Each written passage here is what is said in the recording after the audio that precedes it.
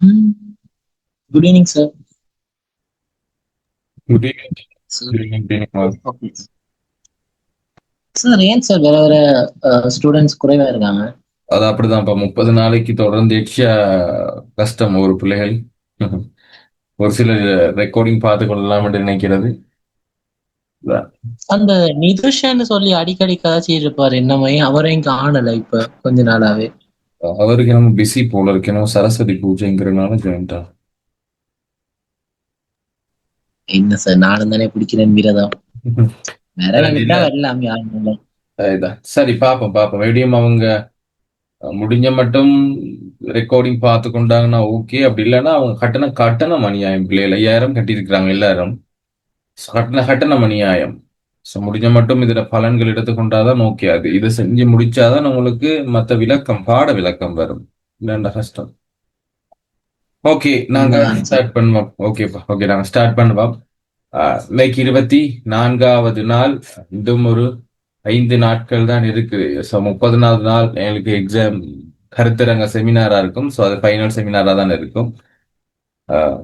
So இன்னும் ஒரு 5 நாட்கள் எங்கட வகுப்பு இருக்கு. அடுத்த வாரத்தோட எங்கட வகுப்பு எல்லாம் முடியும். ஏன்னா அடுத்த வாரத்தோட எங்கட வகுப்பு முடியும். ஸோ நாளைக்கு ஒரு கிளாஸ் இருக்குது. நாளைக்கு நாங்க மகாபாரதம் பகுதி ஆரம்பிக்க இருக்கிறோம். ஸோ முடிஞ்ச மட்டும் ஃபுல்லா சிலபஸை கவர் பண்ணி கொள்ளுங்க. நம்ம எல்லா பகுதியும், அது இலக்கிய தொகுப்பு பகுதி மட்டும் இல்லாம மொத்தமா எல்லா பகுதியும் நான் கவர் பண்ணியிருக்கிறேன். இன்னும் ஒரு நாள் உங்களுக்கு 30வது நாள் அந்த மாபெரும் கருத்தரங்குக்கு பதிலா நினைக்கிறேன் 2ஆம் திகதி இயலாது. 2ஆம் திகதி எப்படியும் இயலா கஷ்டமாயிக்கும். 2ஆம் திகதி இல்லாம, அது இல்லாம இன்னும் ஒரு நாள் உங்களுக்கு ஒரு கிளாஸ் ஒன்று இருக்கும். 5ஆம் திகதி மாதிரி ஞாயிற்றுக்கிழமை ஒரு சில பகுதிகள் உங்களுக்கு இன்னும் முடிக்க இருக்குது. அந்த பகுதிகளை மட்டும் நான் கவர் பண்ணி 30ஆம் திகதி நான் அதை செய்வேன். 5ஆம் திகதி செய்வோம் 30வது நாளாக. முழுமையா நாங்க தமிழ் பாடத்துல என்ன உங்களுக்கு எக்ஸாமுக்கு வருமோ அவ்வளத்தையும் நான் படிப்பிச்சுட்டு இருக்கிறேன். எக்ஸாமுக்கு வருது என்று சொன்னால் உங்களுக்கு அந்த இலக்கிய பகுதி புத்தகத்துல மட்டும், அதுல பாடங்கள் தவிர இலக்கிய தொகுப்பு பகுதியில் இருக்கக்கூடிய மொத்தம் 18 அலகுகள், அது இல்லாம இலக்கண அலகுகள் 10ஐயும் படிப்பிச்சிருக்கிறேன். பிள்ளைகள் ஒன்றும் இல்லாம அவ்வளவும் படிப்பிச்சாச்சு. அதே போல அவளுக்கு மொழிவள பகுதியில் இருக்கக்கூடிய சகல நோட்ஸும் கொடுத்திருக்கிறேன். ஒரு சிலதை அறிமுகப்படுத்தி ஒரு சிலதை படிப்பிச்சிருக்கிறேன். கஷ்டமான பகுதிகளை, பாடமாக்க வேண்டிய பகுதிகளை மட்டும் நீங்க பாடமாக்கி கொண்டீங்கன்னா ஓகே. அதே நேரம் இலக்கிய தொகுப்புல வரக்கூடிய வினாக்கள் பார்த்திருக்கிறோம். ஸோ இன்னும் ஒரு சில கட்டுரைகள் மட்டும் நாங்க பார்க்கறதுக்கு இருக்குது. அதை முடிஞ்ச மட்டும் இன்றைக்கு ஒரு கட்டுரையோடு, ஒரு மேடை பேச்சோடு நாங்க பார்ப்போம். ஓகே. இந்த அற்றை திங்கள் நாடகம் உங்களோட இலக்கிய தொகுப்பு பகுதியினுடைய 15வது அலகு அற்றை திங்கள் நாடகம் என்று ஒரு நாடகம் தான் இருக்குது. அதை எழுதியிருக்கிறார் கவிஞர் இங்குலாஃப் என்று சொல்லக்கூடிய ஒருத்தர். ஜாகுல் அமீட் அப்படிங்கிற இயற்பெயரை கொண்டவர். சென்னை வசிப்பிடமாக கொண்டவர். சோ இங்கு சொல்லப்படுகின்ற பாரி மன்னன், வேல்பாரி என்று சொல்ற மன்னன் சங்க காலத்துல வாழ்ந்த மாபெரும் வீர மன்னனாக இருந்திருக்கிறான். சிறப்பு வாய்ந்த மன்னன். அவனிடம் இருந்த ஒரு மலையை தான் இந்த மலை உங்களுக்கு இங்க காட்டப்பட்டிருக்கிறது. பாரியினுடைய பரம்பு மலை இதுதான் பிள்ளைகள். பாரியினுடைய அந்த பரம்பு மலை இன்னைக்கு இலங்கையில் இருக்கக்கூடிய சீகிரிய குன்று போல அவன் வாழ்ந்தவன் அந்த பரம்பு மலையில வாழ்ந்திருக்கிறான். சீகிரிய குன்றை விட பல மடங்கு பெரிய ஒரு மலை இந்த பரம்பு மலை. சோ அப்படிப்பட்ட அந்த பரம்பு மலையில தேவையான செல்வங்கள் இருக்குது. நீங்க சீகிரியா குன்றுக்கு ஏறி இருந்தா அவங்களுக்கு தெரியும். அதுல அழகிய சுனைகள், அழகிய நீர்த்தடாகங்கள் இல்லாம இருக்குது. ஏன்னா அழகிய கட்டிடங்கள், அமர்ந்திருக்கக்கூடிய அரண்மனை, அறைகள் எல்லாம் அங்க தேவையான சகல வசதிகளையும் மேல சீகிரியா குன்றுக்கு மேல அமைச்சிட்டு இருக்கிறானுங்க. அதே போல இந்தியாவுல வாழ்ந்த வேல்பாரி என்று சொல்லக்கூடிய மன்னன் அப்படிப்பட்ட அழகிய ஒரு சூழல் அமைச்சிருந்தார். சீகிரியா குன்று சுத்தி பார்த்தீங்கன்னா ஒரு அகழி சீகிரியா குன்ற சுத்தி போயிருந்துக்கின்றா தெரியல. யாரும் சீகிரியா குன்று ஏறி இருக்கீங்களா? போயிருக்கீங்களா? சீகிரியா யாரும் வந்திருக்கீங்களா? ஆமா சார். சீகிரியா வந்திருந்தா தெரியும். சீகிரியா நான் வரணும்னு சுற்றி நினைச்சேன் சார், பட் கேட்டேன். வந்து பாருங்க. அவ்வளவு அழகான ஒரு ஒரு அகழி அமைச்சிருக்காங்க அதை சுத்தி. அடுத்து முழுமையாக அரண் இருக்குது. முழுமையான அரண்ண்டா காடு. சோ அது இல்லாம இன்னும் ஒரு உயரமான மலையும் இருக்கிறது. அந்த மலையை, அதாவது சீகிரிய குன்றை பாதுகாக்கிறதுக்கான இன்னும் ஒரு மலை அங்க சுற்றி இருக்கிறது. சோ மிக அழகாக நேர்த்தியாக கட்டப்பட்டிருக்கிறது. சீகிரியா குன்றிலிருந்து கிட்டத்தட்ட 2 கிலோமீட்டர் தூரத்துக்கு வந்து நடந்துதான் போகணும். உள்ளால எதுவும் போகையில வாகனங்கள். சோ எந்த திசையில இருந்து வந்தாலுமே அங்க குன்றிலிருந்து பார்த்தோம்னா தெளிவா விளங்கும் யார் உள்ளால வாரா அப்படின்னு சொல்லி பல பாதுகாப்பு அரண்களை அமைச்சு மிக சிறந்த முறையில 2ஆம் 3ஆம் நூற்றாண்டிலேயே அங்கு ஆட்சி நடத்தி இருக்கிறாங்க. அதே போலதான் இங்கு இருக்கக்கூடிய இந்த வேள்பாரி என்று சொல்லக்கூடிய மன்னனுடைய அந்த மலையும் இருந்தது. சரி, யாராலையும் தொடக்கூட முடியாத ஒரு நிலை. இப்ப இந்தியா என்று சொன்ன பிள்ளைகள் இலங்கையை விட பல மடங்கு பெரிதென்று உங்களுக்கு தெரியும். அந்த வேள்பாரியினுடைய பரம்பு மலை உங்களுக்கு காட்டப்படுது, உண்மையான மலை. சோ இந்திய தேசத்துல சேரநாடு சோழநாடு இப்ப தமிழகத்தை மட்டும் எடுத்துக்கொண்டு வச்சுக்கோங்க, தமிழ் தமிழ் பிரதேசத்தை மட்டும் எடுத்தோம் என்றால் சோ இப்படி பிரிக்கலாம் சேர சோழ பாண்டிய நாடு. அதுல ஒரே ஒரு டொட்ல தான் இருக்கு. இதுதான் அந்த நாடு. இது இதை விட சின்னது. இது இலங்கை. சரி, இதை விட சின்னது. இளங்கலை பிள்ளையிடம் மெசேஜ் பண்ணிருக்கீங்க. ஓகே, கிளியரா விளங்குதா பிள்ளை? மத்தவங்களுக்கு விளங்குதா? சவுண்ட் கிளியரா? சவுண்ட் குறைவா நான் சார் பேசுறது? கொஞ்சம் குறைவா கேக்குது சார் உங்களோட சவுண்ட். சவுண்ட் எனக்கு ஓகே இருக்கு சார். மத்த பிள்ளைகளுக்கு கிளியரா? பிள்ளைகள் நல்ல மைக் கொண்டு தான் யூஸ் பண்றேன், டெய்லி யூஸ் பண்ற மைக் தானே பிள்ளை. கிளியரா தான் சார் இருக்கு, ஓகே தான் இருக்கு. உங்களோட சவுண்ட கொஞ்சம் மத்தவங்க பிள்ளைகள் ஆதிலா மத்தவங்களுக்கு எல்லாம் உங்களுக்கு ஓகேவா? சவுண்ட் ஓகேவா? கிளியரா இருக்குதா? சவுண்ட் கிளியரா தேக்கி சார். அதான் நீங்க பாருங்கம்மா, கொஞ்சம் உங்களோட சவுண்ட் பாருங்க. நான் ஃபுல் சவுண்ட்ல தான் இருக்குது, நல்ல ஒரிஜினல் மைக் யூஸ் பண்றது. ஓகேம்மா. ஓகே, அப்போ சேர சோழ பாண்டிய நாட்டுல இருக்கக்கூடிய ஓகேம்மா, ஒரு சின்ன பகுதி தான் இந்த பாரினுடைய பரம்பு மலை. இதுல சேர மன்னன், இங்க சேர மன்னன், சோழ மன்னன், பாண்டிய மன்னன், இந்த 3 மன்னர்கள் பெரும் சாம்ராஜ்ய அரசர்கள். சாம்ராஜ்யம் கிட்டத்தட்ட அவ்வளவு நாடுகள் அவங்கிட்ட இருந்தது. இந்த சேர சோழ பாண்டியர்கள்கிட்ட இந்த இந்திய நாடு மட்டும் இல்லாம இலங்கை, கம்போடியா, மலேசியா, சிங்கப்பூர், இந்த மேலைத்தைய நாடுகள், இந்தியா அப்படின்னு சொல்லி பெரிய ஒரு பரப்பை பிடிச்சு வச்சிருந்தானுங்க இந்த சேர சோழ பாண்டியர்கள். அவ்வளவு பெரிய சாம்ராஜ்யம். அவ்வளவு பெரிய சாம்ராஜ்யம். ஒரு குறுநில மன்னர் என்று சொன்னா உதாரணத்துக்கு கண்டி ராஜ்யம் வச்சுக்கொள்ளுங்களேன். கண்டி ராஜ்யம் ஒரு சின்ன மலை தானே, சீகிரியா குன்று. அந்த மலையில அந்த மலைக்கு யாராவது ஆசைப்படுவாங்களான்டா? ஆசைப்பட்டாங்க. எவ்வளவு பெரிய சாம்ராஜ்ய அரசன் ஒரே ஒரு மலைக்கு ஏன் ஆசைப்படணும் அப்படின்னு பார்த்தா அவ்வளவு செல்வங்கள் அங்க கொட்டி கிடந்தது. எங்க? இந்த பாரியினுடைய பரம்பு மலையில. யாரும் இங்க வந்து விவசாயம் பண்ணணும் எல்லாம் இல்ல. அங்க நிறைய அரிசி, நெல் அரிசி இருக்குது, மூங்கில் அரிசி இருக்குது. மூங்கில் அரிசினா பிள்ளைகள் மூங்கில்ல பூத்து அது காய்க்கின்ற பொழுது அதை சாப்பிட்டு இருக்கிறாங்க. மூங்கில் அது பல ஆண்டுகள் தோறும் பல ஆண்டுகள் வளரணும். சும்மா நோமல வந்து வளர்ந்துடாது மூங்கில். எல்லா மூங்கிலையும் இல்ல, ஒரு சில மூங்கில் அரிசி பச்சை நிறத்துல இருக்கு மூங்கில் அரிசி. அப்போ அந்த மூங்கில் அரிசி சாப்பிட்டு இருக்கிறாங்க. அங்க அதிகமான நீர் சுனைகள் இருக்கிறது. அழகிய இப்படி என்று சொல்லி அங்க இல்லாத ஒன்றுமே இல்லை என்று சொல்லலாம். அவ்வளவு வளம் இருக்கு. இப்ப தென்னை இருந்தது, வாழை, பலா, முக்கணிகள் இருந்தது. இப்படி எல்லா வளங்களும் நிறைந்த அந்த நாடு அவங்களுக்கு சொந்தமாகணும்னு நினைச்சாங்க. சோ இப்ப நான் அதை வாசிக்கிறேன், கேளுங்க. பாரியின் பரம்பு மலை சககாலத்தில் புகழ்பெற்ற ஒரு நாடாகும். தமிழகத்தில சேர சோழ பாண்டியர்கள் ஆட்சி நடாத்திய போது ஒரு சில குறுநில அரசர்களும் நடத்தப்பட்டு வந்தனர். அவ்வாறான ஒரு குறுநில அரசன் தான் இந்த பாரியின் அப்படின்னு சொல்ற அரசன். மூவேந்தர்கள் சேர சோழ பாண்டியர்கள் வியக்கும் வண்ணம் செழுமையும் வளமும் கொண்ட நாடாக பாரியினுடைய பரம்பு மலை இருந்திருக்கு. பாரியின் பரம்பு மலையில திணை, சாமை, கோதுமை, மூங்கில் அரிசி மற்றும் மாப்பலா, வாழை என்று சொல்லக்கூடிய கனி, தேன் போன்ற இனிமை மிக்க பொருள்கள், தேனும் அதிகமா இருந்திருக்கு. செழுமையான நாடாக விளங்கினுச்சு. இப்பாரியினுடைய பரம்பு மலையை பார்த்து சேர சோழ பாண்டியர்கள் மன்னர்கள் இம்மலை மீதும் மற்றொரு வளமான பாரியினுடைய மகளிர் மீதும், பாரியினுடைய மகளிர் என்றால் பாரியினுடைய பிள்ளைகள், குழந்தைகள். யாரு? அவருடைய பெண்கள் என்றால் மகள்கள் என்றால் அந்த அங்கவை சங்கவை, ரொம்ப அழகானவங்க. மக்கள் இருக்காதீங்க சாமியில, இருக்காதீங்க இதுல. ஓகே, அங்கவை சங்கவை என்று சொல்லக்கூடிய இரு மகளிர். அந்த இரு மகளிரும் அவங்களுக்கு இன்னும் ஒரு வளம், அவ்வளவு அழகானவங்க. அவர்கள் மேலும் ஆசைப்பட்டாங்க. யாரு? இந்த சேர சோழ பாண்டியர்கள். சோ இப்படி ஆசைப்பட்டதோட 3 பேரும் என்ன செய்யறாங்க அப்படின்னா இந்த பாரி மகளிரை திருமணம் செய்ய ஆசைப்படுறாங்க. சோ அதன் அடிப்படையில பாரி மன்னனுக்கு என்ன செய்யறாங்க அப்படின்னா பாண்டிய மன்னன் வந்து ஓலை அனுப்புறான். யாருக்கு? பாரிக்கு அனுப்புறான். நான் வந்து அங்கவை சங்கவையை திருமணம் முடிச்சுக்க போறேன் அப்படின்னு சொல்லி அனுப்புறான். பாண்டிய மன்னனுக்கு ஏற்கனவே பல மனைவியர்கள் இருக்கிறாங்க. இருந்தும் என்ன காரணத்துக்காக இவன் மேல ஆசைப்படுறாங்கன்ட்டு அவனுக்கு ஒரே யோசனை. சோ என்ன செஞ்சிட்டான் அப்படின்னா, எனக்கு இயலாது, நான் வந்து என்னுடைய பிள்ளைகளை நான் உனக்கு திருமணம் செஞ்சு வைக்க மாட்டேன் அப்படின்னு சொல்லி மறுப்போலை அனுப்பிட்டான். ஏன் மறுப்போலை அனுப்பிட்டான் அப்படின்னா, இவன் வந்து பாண்டிய மன்னனுடைய செயற்பாடும் பிடிக்கல. அதே நேரம் பாரி மன்னன் பாண்டிய மன்னனுடைய படைபலத்துக்கோ அல்லது அவன் ஆட்சி தரத்துக்கோ அவன் பயப்படுறவன் அல்ல. எவ்வளவு பெரிய படை வந்தாலும் அவன் எதிர்த்து நிற்கக்கூடிய ஒரு அரசனாக பாரிமன்னன் ஒரு வீரமான அரசனாக இருந்தான். அதனால எது வந்தாலும் பார்த்துக்கலாம், எனக்கும் பிடிக்கல, என்னுடைய பிள்ளைகளுக்கும் பிடிக்கல, அதனால நான் என்ன செய்ய மாட்டேன், பிள்ளைகளை திருமணம் பண்ணி வைக்க மாட்டேன் அப்படிங்கிற மாதிரி அவர் சொல்லவுமே பாண்டிய அரசன் என்ன செய்யறான், திரும்பி ஓலை அனுப்புறான், நான் உன் மீது போர் தொடுக்கிறேன். ஞாபகம் இருக்கும் பாகுபலி படத்துல யாரு அனுப்புவா பிள்ளைகள், அனுஷ்கா வந்து என்ன செய்வாங்க, மறுப்போலை அனுப்புவாங்க. நான் வந்து தேவசேனா அனுப்புவாங்க.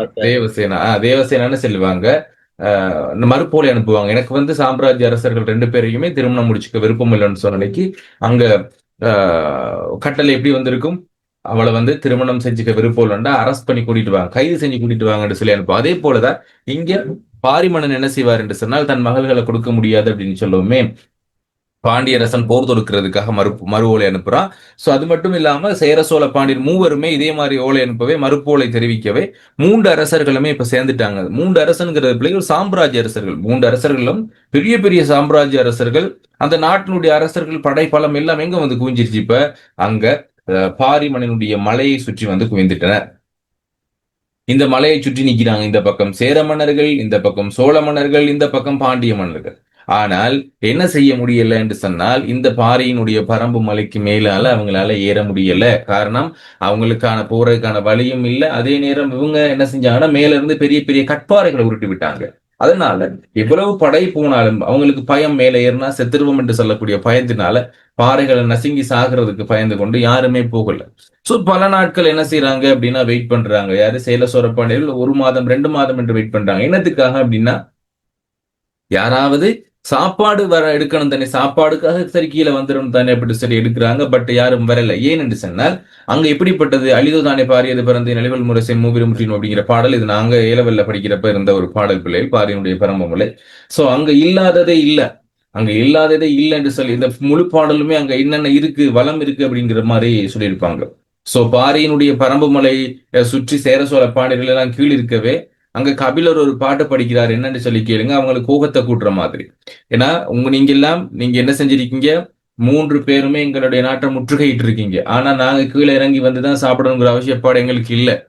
எங்களுக்கு சிறு இலை வெதிரின் நெல் விளையும், சின்ன சின்ன இலைகளை உடைய நெல் விளைஞ்சு கொண்டிருக்குது, தீஞ்சுளை பழம் இருக்குது, மூங்கில் அரிசி இருக்குது, வள்ளிக்கிழங்கு இருக்குது, ஓரி என்றால் தேன் அதிகமாக பாயுது.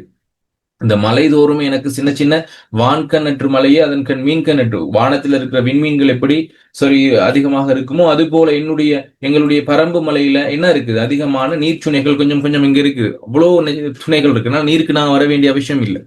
சோ அப்படிப்பட்ட வளமிக்க நாட்டுல இருக்கக்கூடிய பாரி மன்னன் உங்களை பார்த்து ஒன்றும் பயப்பட போறது இல்லை. நீங்க வந்து அந்த பாரி பரம்பு மலையில சுத்தி இருக்கக்கூடிய எல்லா மரத்திலும் யானை, குதிரை என்று சொல்லி கொண்டு கட்டுங்க, தேர்ப்படைகளை கொண்டு நிரப்புங்க.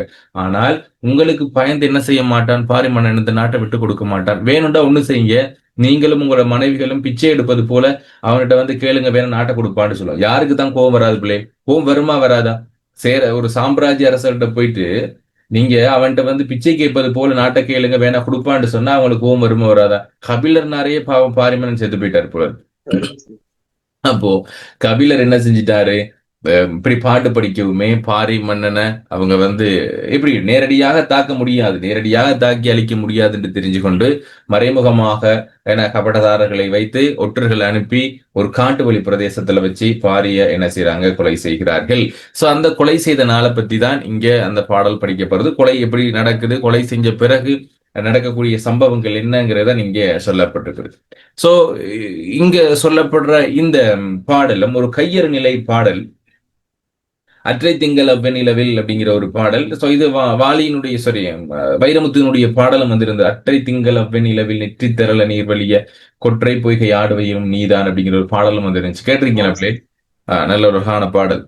இப்போ அந்த பாடல் அவர் எழுதின பாடல் எனக்கு ரொம்ப பிடிச்ச பாடல். அந்த பாடல் ரொம்ப அழகிய இலக்கிய நயம் இருந்த ஒரு பாடல். அந்த வரியை மட்டும் மற்றை திங்கள் அவ்வெண்ணிலவில் என்று வச்சுக்கொண்டு அடுத்தெல்லாம் அவரோட வரி, வைரமுத்தியோட வரி, நெற்றி திரள நீர்வடிய கொற்ற பொய்கை ஆடுவதும் நீதான் அப்படின்னு. சோ இப்படி ஹையர் நிலை பாடல். ஏன்னா நாட்டையும் இழந்துட்டாச்சு, பாரியினுடைய நாட்டும் இழந்து போயிருச்சு, பாரி மன்னனும் கொலை செய்யப்பட்டான். எப்படி கொலை செய்யப்படுறன்னா கபடதாரிகளின் மூலமாக கொலை கொலை நேரடியா போய் நான் போருக்கு வர நீங்க போருக்கு வாங்கப்பா அப்படின்னு சொல்லி எல்லாம் அவங்க அங்க போருக்கு இழைக்கல. அவங்க என்ன செஞ்சிட்டாங்க, கள்ளம் கபடமாக நிருந்து கபடமாக அவனுடைய கொலையை செய்யறாங்க. அதை வருத்தமாக இவ சொல்றா. அவங்க கொலை செஞ்ச பிறகு அங்கவை சங்கவை வந்து திருமணம் முடிச்சுக்க ட்ரை பண்றப்பதான் கபிலர் கூட்டிட்டு என்ன செஞ்சிருவார், வந்துருவார். கபிலர் கூட்டி கொண்டு போயிட்டு அவையிட்ட விட்டுருவாங்க. அவையிட்ட விட்டவதான் அங்க அவையிட வீட்டுல இருந்து கொண்டுதான் யாரை பார்த்து படிச்சு கொண்டிருக்கிறாங்க என்றால் இந்த நாட்டை பரம்பு மலையை பார்த்து படிச்சு கொண்டிருக்கிறாங்க. ரைட். இப்போ இங்கே பாரியினுடைய பரம்பு மலை இருக்கிறது, இங்கே அவ்வையினுடைய வீடு இந்த இடத்துல இருக்குதுன்னு வச்சுக்கொள்ளுங்களேன். இது அவ்வையினுடைய வீட்டுல இருந்து கொண்டு பாடல் இருக்குது. அங்கேயும் சங்கமியும் இங்க பாட்டு படிச்சு கொண்டு என்ன செய்யறாங்க, முழு நிலவு பூத்து இருக்கக்கூடிய அந்த பௌர்ணமி நாள்ல படிச்சு கொண்டிருக்கிறாங்க. போன மாதம் பௌர்ணமி நாள்ல தந்தை என்னோட இருந்தார், பட் இன்றைக்கு பௌர்ணமி நாள்ல வந்து தந்தை எங்களோட இல்லை அப்படின்னு சொல்லி கவலையாக படிக்கின்ற ஒரு பாடலாக இருக்குது. அற்றை திங்கள் அவ்வநிலவில் எந்தையும் உடையும் கொன்றும் பிறகுலார், இற்றை திங்கள் இவ்வநிலவில் வென்றேறி முரசின் வேந்தரும் கொன்றார், யாம் எந்தையும் இளமே அப்படிங்கிற பாடல். பாவம் பொருளை பாவம் முதல்ல இருந்து வாசிட்டு வர. கையர் நிலைன ஞாபகம் இருக்குதானே பிள்ளைகள்? உண்டை இழந்துட்டா மீண்டும் பெற முடியாத நிலையை தான் கையர் நிலை என்று சொல்லுவோம். உண்டை இழந்துட்டோம், மறுக பெறவே முடியாது அப்படிங்கிற நிலை அதான் கையர் நிலை என்று சொல்றது. சங்க காலத்துல வாழ்ந்த குறுநில மன்னர்கள் ஒருவனான பாரியினுடைய மலைநாட்டு பகுதிகளை ஆண்ட மன்னன் சிறந்த ஒரு கொடைவல்லர். இவனுடைய மகள்கள் தான் அங்கவை சங்கவை. பாரி மன்னன் இறந்த பின்னர் பாடிய பாடல் தான் அற்றை திங்கள் என்ற புறநானூற்று பாடல் இடம்பெறுகிறது. இப்பாடலை வைத்து உருவாக்கப்பட்ட இந்த நாடகம். இந்த ஒரு பாட்டை வச்சுக்கொண்டே நாடகத்தை உருவாக்குறாரு. இந்த நாடகத்தினுடைய மைய கருத்து என்ன, ஏன் இந்த நாடகம் உருவாக்கப்பட்டிருக்குங்கிற பல கதை கருத்துக்களை நாங்கள் இறுதியாக பார்ப்போம். ஓகே. அற்றை திங்கள் என்றால் அன்றைக்கு ஒரு திங்கள் நிலவு என்றால் ஒரு பௌர்ணமி நிலவு, முழு நிலவு நாள். திங்கள் என்று சொன்னா முழு நிலவு நாள் என்று சொல்லி அர்த்தம். அவ்வெண்ணிலவில் அந்த வெண்ணிலவு நாளிலே எந்தையும் உடையும், எந்தை அப்படிங்கிறது என்னுடைய தந்தையான பாரியும் என்னோட இருந்தார், எங்களுடன் இருந்தார். எம் குன்றும் பிறகுளார், எங்களுடைய மலையை மார்க்கா எடுக்கையில் அந்த மூவேந்தர்களும் எங்களுடைய மலையை பறித்து கொள்ளவில்லை கொள்ளார். இற்றை திங்கள் இவ்வெண்ணிலவில், இன்றைக்கு ஒரு திங்கள் நாள், இன்னைக்கு ஒரு பௌர்ணமி தினம். இன்றைக்கு வென்றேறி முரசின், யாரு வெற்றியுடைய முரசிகளை அதிகமாக ஒழிக்கக்கூடியவர்களான மூவேந்தர்கள் என்ன செஞ்சிட்டாங்க, எங்களுடைய நாட்டை பற்றி கைப்பற்றி கொண்டார்கள். எம் எந்தையும் இளையுமே என்ற நாடும் இல்லை என்ற அப்பா என்ற இல்லை என்று சொல்லி படிக்கிறாங்க. என் குன்றும் கொண்டார் என்றால் என்னுடைய மலையும் பரம்பு மலையும் எடுத்துக்கொண்டாங்க. அதே போல யாம் எந்தையும் இளையும், எங்களோட தந்தையும் எங்க கிட்ட இப்ப இல்லைங்கிற மாதிரி அவங்க பாட்டை படிக்கிறாங்க. அந்த மாதம் அந்த வெண்ணிலவில் தந்தை இருந்தார், குன்றும் இருந்தது. இந்த மாதம் இந்த வெண்ணிலவில் வெற்றி முரசு வேந்தர்கள் குன்றும் கொண்டார், எங்கள் தந்தையும் இல்லையே. வெற்றி முரசுகளை உடையவர்கள் கபடதாரிகளான முரசு வேந்தர்கள் என்று சொல்லி சொல்லுவாங்க. சோ எங்கட தந்தை எங்கிட்ட இல்லை என்று சொல்லி அவ சொல்றோம். இப்போ எங்க இருக்கிறாங்க, இங்கே பரம்பு மலை இருக்கிறது. ரொம்ப தூரத்துல எங்க இருக்கிறாங்க, அவ்வைண்ட வீட்டுல வந்து இருந்து கொண்டு யார் படிக்கிறா, அங்கவை மலையடிவாரத்தை பார்த்தபடி எங்க இருந்து இங்க இருந்து படிக்கிறா. சோ மறங்க அதை கொஞ்சம் கீழே கொண்டு வந்துடுறேன். சோ அங்கவை மலையடிவாரத்தை பார்த்தபடி பிறகு முழு நிலவையும் பார்த்து பெருமூச்சு விடுறா. இல்லத்துக்குள்ள ஏதையோ உருட்டும் ஓசை அங்கவை படிச்சு கொண்டிருக்கிறா. சோ இப்ப சொல்றா, தந்தை கட்டிய கூடு ஆரம்பிக்கிறோம். தந்தை கட்டிய கூட்டுல புறா குஞ்சுகளை போல வளர்த்தார் ஊமையணி. யார் புறா குஞ்சுகள் மாதிரி இருக்கிறோம் என்றால் அந்த அங்கவை சங்கவை 3 பேரும் அப்பா 3 பேரும் புறாக்கள். புறாக்கள்ல இருக்கக்கூடிய குஞ்சுகள் எப்படி ஒரு கூட்டுக்குள்ளால இருக்குமோ அது போல நாங்கள் எங்களை வளர்த்தார். அம்மாவின் முகம் நினைவில் இல்லை. அம்மா வந்து சின்னதுல இறந்து போயிட்டா. நிலாவை தான் காட்டினார். அம்மாண்டி யாரை காட்டாருண்டா, நிலாவை தான் அம்மாண்ட சொல்லி காட்டி வளர்த்தார். மெசேஜ் போடுறீங்க? இல்ல கையறு நிலை என்று சொன்னால் நீங்க அப்படி போட இல்லாது. என்றால் எங்களுக்கு புறநானூற்று பாடலையும் கையறு நிலை வருது. புறநானூற்று பாடலையும் கையறு நிலை. கையறு நிலை என்று சொன்னால் ஒன்றை இழந்தால் மீண்டும் பெற முடியாத நிலை கையறு நிலை. ஒன்றை இழந்துட்டோம்னா மறுக்க பெறவே முடியாது அப்படின்னா அதுதான் கையறு நிலைன்னு சொல்ற விஷயம். அப்படிதான் எழுதணும். அப்படி வராது, பட் வந்தால் அப்படிதான் எழுதணும். ஓகே. அப்போ தொலைவில் தாலாட்டு பாடல் ஒலிக்கிறது. ஆராரோ ஆரிரரோ ஆராரோ ஆரிரரோ ஊர் உறங்கும் பூ உறங்கும் உச்சிமலையில நிலா உறங்கும். உச்சிமலையில உயரமான மலையில இருக்கக்கூடிய நிலாவும் உறங்குது, ஊரும் உறங்கிருச்சு இடவாகு பெயர். பூ உறங்கிருச்சு ஏன்னா பொருளாகு பெயர். பூ உறங்கும், பூவெல்லாம் உறங்காது, பூக்களும் உறங்குதான், நிலாவும் உறங்குதான், ஊரும் உறங்குதான். ஆனா இவங்கெல்லாம் யாரும் உறங்கல. அங்கவையும் சங்கவையும் மட்டும் இன்னும் தூங்கல. அங்கவை கேட்கிறா, யார் உள்ளால இருக்கிறா, சங்கவை உள்ளால இருக்கிறா. எதுக்குள்ளால இருக்கிறா? அவையிட வீட்டுக்குள்ளால இருக்கிறா. அங்கவை வெளியே நிக்கிறா, சங்கவை வீட்டுக்குள்ள இருந்து ஏதோ பாட்டு படிச்சுக்கிட்டு இருக்கிறா. சங்கவை உள்ளே என்ன செய்கிறாய்? தாலாட்டு தொடர்கிறது. சோ இதை நல்ல ஞாபகம் வச்சுக்கொள்ளுங்க. இந்த பாடல் வரிகள் அவங்களோட புக்ல, இந்த பாடல் வரிகள் போருக்கு முன்னாடி இருந்த சூழ்நிலை என்று எழுதிக் கொள்ளுங்க. கேள்வி எப்படி கேட்பாங்கண்டா, போருக்கு முன்னாடியான சூழ்நிலை எவ்வாறு இருந்தது, போருக்கு முன் என்று சொல்லி இந்த இடத்துல போட்டுக்கொள்ளுங்க. சோ நான் இந்த இடத்தை நான் அழகா வரைஞ்சி காட்டுறேன். எப்படி பாடல் படிக்கிறாங்கன்னா, போருக்கு முன்னுக்கு எவ்வளவு சந்தோஷமாக இருந்தாங்க என்பது இந்த பாட்டுல விளங்கப்படுது. அரளிப்பூ தண்டாலே அத்தை அடிச்ச கதை. ஓ, செல்லம்மா என்ன செய்வா அப்படின்னா, எங்கட அத்தை வீட்டுக்கு வந்தானா அரளிப்பூ தண்டு எல்லாம் பறிச்சு கொண்டு வருவா. அத்தை என்கிட்ட அரளிப்பூ தண்டு எல்லாம் கொடுத்து விளையாண்டு அடிச்சு எல்லாம் விளையாடுவா. மல்லிகைப்பூ செண்டாலே மாமன் அடிச்ச கதை. மாமன் வந்தாருண்டா மல்லிகைப்பூ செண்டு வாங்கிட்டு வருவாரு, நாங்க எல்லாம் விளையாண்டு கொண்டிருப்போம் என்று சொல்றோம். நேற்றசைந்த தொட்டிலே நெஞ்சுருக கேட்டிருந்தோம். சோ அசைந்த தொட்டில் என்று சொன்னாப்பிள்ளை வீடுகள்ல குழந்தைகள் படுக்கிறதுக்காக போட்டுக்கிறத அந்த தொட்டில் என்று சொல்ற உண்டு. இந்த தொட்டில்ல குழந்தைகள் எல்லாம் படுத்திருப்போம். நாங்கெல்லாம் சின்ன பிள்ளைகளாக இருக்கிறப்போ சின்ன பிள்ளைகளா போட்டிருப்பாங்க. இந்த தொட்டில நல்ல பாடல்கள் எல்லாம் படிப்பாங்க. என் மாமா அத்தை எல்லாம் வந்தாங்கன்னு சொன்னால் என்ன செய்வாங்க? நல்ல பாடல் எல்லாம் போடிப்பாங்க. அந்த காற்று எல்லாம் தேனிலைக்கு மலை மடியில கண் வளர்த்தல் என்றால் கண் உறங்குதல் என்றது. சோ என்ன செய்வோம் அப்படின்னா, மலைதான் எங்களுடைய மடி, தாய்மடியாக நாங்க கொண்டு அந்த மலையில தான் நாங்க உறங்குவோம். அந்த தொட்டில எங்களை உறங்க வைப்பாங்க. அத்தை மாமா எல்லாம் வந்து எங்களை கொஞ்சம் விளையாடுவாங்க என்று சொல்றாங்க. அரளிப்பூ தண்டெடுக்க போனார் மாமா, சரி அத்தை போனாங்க. மல்லிப்பூ சண்டை எடுத்துட்டு வர மாமன் போனா. நேற்று அசைந்த தொட்டில நெஞ்சுருக எண்ணத்தை கேட்டிருந்தோம், நெஞ்சுருக இசையெல்லாம் கேட்டிருந்தோம். காற்றெல்லாம் தேனிலைக்க மலை மடியில காற்றெல்லாம் எங்களுக்கு என்ன கொடுக்குதுன்றா தேன் போன்ற இனிமையான விடயங்கள் எல்லாம் கொடுத்து கொண்டிருக்குது. நாங்க மலை மடியில கண் வளர்த்து கொண்டிருந்தோம் என்று சொல்றாங்க. முதலாவது சங்கவை சொல்றா, இரு மரப்பாச்சிகளோடு. மரப்பாச்சி அப்படிங்கிறது வந்து பிள்ளைகள் மரத்தால செய்யப்பட்ட பொம்மைகள் என்று அர்த்தம். மரப்பாச்சிகளோடு உலர்ந்து போன குறிஞ்சி பூக்களின் மாலையோடும் உள்ள இருந்து வர்றா. இப்போ அங்கவை இந்த பாட்டு படிக்கிறதோட சங்கவை உள்ளால இருந்து என்ன செய்யறா, ஒரு 2 மரப்பாச்சி பொம்மைகள். மரப்பாச்சிங்கிறத உங்களுக்கு காட்டுறேன். பார்த்திருக்க கூடும் மரத்தால் ஆன பொம்மைகள். ஏங்களப்பா? தஞ்சாவூர் இல்ல மரப்பாச்சி பொம்மைங்கிறது வேற. மரத்தால செய்யப்பட்ட சின்ன பொம்மை உண்டு, இந்த இருக்குது அங்கவை சங்கவையினுடைய பொம்மை. இதான் பாருங்க, தன் மரத்தால செய்யப்பட்ட பொம்மை, மரப்பாச்சி பொம்மைகள். இந்த 2 மரப்பாச்சி பொம்மைகளையும் எடுத்துக்கொண்டு என்ன செய்யறான்னு சொன்னால், அங்க வெளியில வாரா. குறிஞ்சி பூ என்று சொல்ற குறிஞ்சி பூவால தொடுக்கப்பட்ட மாலை கருகி போயிருக்குது, உலர்ந்து போயிருக்குது. அந்த மாலையும் எடுத்துக்கிட்டு வாரா. அப்ப வந்து எடுத்து அந்த காட்டுறா, இதோ நாம் விளையாடிய மரப்பாய்ச்சிகள், நாம் பல்லாலே கடிச்ச தடயங்கள் கூட இருக்குது. தாலாட்டு இவ என்ன செய்யறா, சின்ன வயசுல இந்த மரப்பாச்சி பொம்மைகள்ல கடிச்சு விளையாண்டு இருக்கிறாங்க. அந்த கடிச்சு விளையாண்டுல தடயங்கள் எல்லாம் கூட இந்த பொம்மைகள்ல இருக்குது. அதையும் எடுத்துக்கொண்டு பாட்டுறாப்பா, நாங்கெல்லாம் சின்ன வயசுல எப்படி எல்லாம் விளையாண்டு தெரிஞ்சோம். எங்க? அந்த பரம்பு மலையில். இப்ப அந்த பரம்பு மலையில் இல்ல. சோ சொல்லி காட்ட நான் எவ்வளவு அழகா இருந்தோம். ஏன்னா இந்த அழகான நடைவண்டி அசைந்தாடும் கிளுகிழுப்பு. அப்ப அந்த நேரத்திலயும் என்னஞ்சிருக்குதான், அழகான நடைவண்டி இருந்திருக்குது. சின்ன வயசுல அழகான நடைவண்டி எல்லாம் இருக்குது. அதுல நாங்க நடந்து பழகுவோம். கிளுகிழுப்புண்டா தெரியும் தானே பிள்ளைங்க, சின்ன பிள்ளைகளை காட்டுவாங்க சவுண்ட் வர்றதுக்காக. அப்ப அழகான கிளுகிழுப்பு. பலக ஒரு மரப்பாச்சி. நாங்க மரப்பாச்சிகளோட எங்களுடைய உறவுகளாக நினைச்சு அந்த மரப்பாச்சி பொம்மைகளோட பழகி தெய்வம். பாவை இறை யாரு பறிச்சா? பெண்களை இது எல்லாத்தையும் யாரு பறிச்சான்ற ஒரு கேள்வியை கேட்கிறா. அப்ப அவ சொல்றா, இது சொல்லுங்கப்பா, சொல்லுங்க சார். கையறு நிலைக்கு வீடு எதுவும் வருந்தானே, அந்த மலையை நினைச்சு பாருங்க.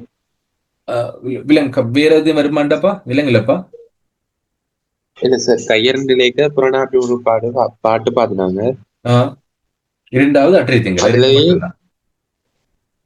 ஓகே சார், அதான் கேட்டேன். புறநானூற்று பாடல்ல அந்த துடித்தலை விடுத்தண்டினார் அந்த பாட்டும், இங்க இருக்கக்கூடிய நாடகம் முழுவதுமே கையர் நிலை நாடகம் தான். கையர் நிலை தான். உன்னை இழந்துட்டோம், மறுக்க பெற முடியாத நிலை அவங்க குறிப்பிட்டிருப்பாங்க. ஓகேப்பா, ஓகே. அடுத்து இந்த தடயங்கள் இருக்கு. அழகான நடைவண்டி இருந்தது, அசைந்தாடுற கிளுகிழுப்பு இருந்தது. நான் பழகிறதுக்காக ஒரு மரப்பாச்சி பொம்மையை வச்சிருந்தேன். பாவை இறை இதெல்லாம் பெண்கள் இதெல்லாம் யார் பறிச்சா அப்படின்னு கேட்க அவ சொல்றா, இது நினைவில்லையா, நம் மலை குரத்திகள் நமக்கு தொடுத்து தந்த. அப்ப அந்த மாலையை பத்தி சொல்றா, இந்த மாலை உனக்கு ஞாபகம் இருக்குதா? எங்கட மலையில குரத்தி பெண்கள், வேடவர்கள் குறவர்கள் தானே இருப்பாங்க மலைகள்ல. அந்த குரத்தி பெண்கள் எல்லாம் எங்களுக்கு தொடுத்து எனக்கு மாலையா போட்டு விட்டாங்க. ஆனா அந்த பூ வாடி போச்சு, அந்த பூல இருக்கக்கூடிய மனம் இன்னும் போகல, அந்த வாசம் இன்னும் எனக்கு அடிச்சு கொண்டே இருக்குது அப்படின்னு சொல்லி அவ ரொம்ப கவலையா சொல்றா. இப்போ இதுவரைக்கும் இதோட எங்களுக்கு கோடு போட்டுக் கொள்ளுங்க. இதுவரைக்குமே போர் நடக்கிறதுக்கு முன்னாடி இருந்த சூழ்நிலை, சரியா? போர் நடக்கிறதுக்கு முன்னாடி இருந்த சூழ்நிலை எப்படி இருந்தது? அரளிப்பூ தண்டு எடுத்து மாமன் கொடுத்தா, மல்லிப்பூ தண்டு எடுத்து அத்தை கொடுத்தா, அப்படி இல்ல மல்லிப்பூ தண்டு எடுத்து அத்தை மாமன் கொடுத்தா, அசைந்த தொட்டில நல்ல பாட்டெல்லாம் கேட்டுக்கிட்டு நல்ல சந்தோஷமா இருந்தோம், மலையில தூங்கணும், விளையாடினோம், நடைவண்டி ஓட்டணும், கிளுகிளுப்பு ஆட்டணும், மரப்பாச்சிகளோட பழகணும். இது எல்லாமே நம்ம போருக்கு முன்னாடியான சூழ்நிலை. இப்போ அவங்க காட்டுறது போருக்கு பின்னாடியான சூழ்நிலை எப்படி இருக்குன்னு காட்டுறாங்க பாருங்க. அரளிப்பூ தண்டெடுக்க போன அத்தை திரும்பலையே. போருக்கு பின்னாடி அரளிப்பூ தண்டெடுக்க போன அத்தையும் கொண்டுட்டாங்க. மல்லிப்பூ செண்டெடுக்க போன கட்டெடுக்க போன மாமன் மீறலையே. மாமனும் என்ன செய்யல, மீண்டு வரல. தாலாட்டில் அசைந்திருந்த ரைட். இப்ப பாருங்க இவ்வளவு அழகான ஒரு விஷயம் சொல்றாங்கன்னு சொல்லி. இப்ப இந்த தொட்டில் இருக்குல்ல, இந்த தொட்டில முதலாவது என்னத்தை கேட்டிருந்தோம்? சந்தோஷமாக இசையெல்லாம் கேட்டிருந்தோம். தாலாட்டில் அசைந்திருந்த தொட்டில் வரை இரத்த வெள்ளம். அப்ப இந்த தொட்டில் எல்லாம் இரத்த வெள்ளம் என்றால் இதுல இருந்து நீங்க புரிஞ்சுக்கிறது என்ன பிள்ளைகள் இருக்குது, என்ன புரிஞ்சு கொள்றீங்க?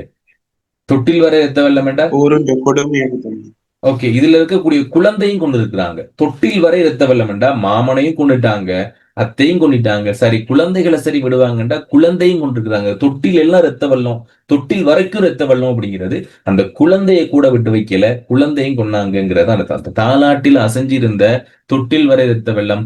பால் வார்த்த நிலா முகத்தில் பரிவட்ட தீப்பந்தம். எங்களுக்கு நிலா என்ன செஞ்சு கொண்டிருந்துச்சு? பால் போன்ற நிலவை எங்களுக்கு கொடுத்து கொண்டிருந்துச்சு. பட் இன்னைக்கு என்ன செஞ்சிருக்கு? பரிவட்டமான அந்த ஒளி வீசக்கூடிய அந்த நிலா எங்களுக்கு இன்னைக்கு தீப்பந்தமாக எரிந்து கொண்டிருக்கிறது, வெப்பமாக இன்னைக்கு இருக்குது என்று சொல்லி சொல்றான்.